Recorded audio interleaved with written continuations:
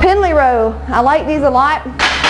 However, you have to have bumper plates unless you can do 135. So bumper plates are like this is a 10-pound weight. It's just made of rubber. Some CrossFit gyms have it, but if you're at a regular gym, it depends on if they have a nice platform or not. Usually gyms with nice platforms will have bumper plates. You can also do this in a squat rack that has those things that hang off the bottom where you can put the barbell.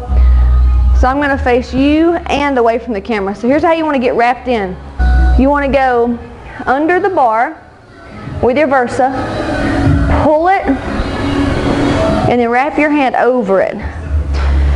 Once again, you got the middle of the bar. You've got the rough and then the soft part of the bar. The rough part in the middle, that's the right in the middle of the bar. So you want to make sure you get in the same spots.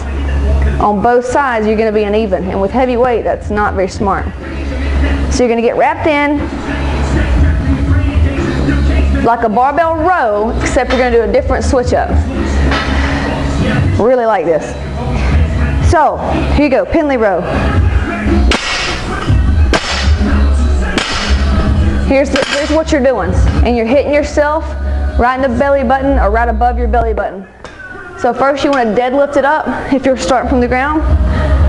Hit the ground, boom. I was not like this, okay? I wasn't like this. You're gonna hurt yourself if you have a rounded back right here, okay? Go light so you can arch it to the ground, boom, squeeze your shoulder blades. Also, I don't want you doing this. See all that anterior rotation right here?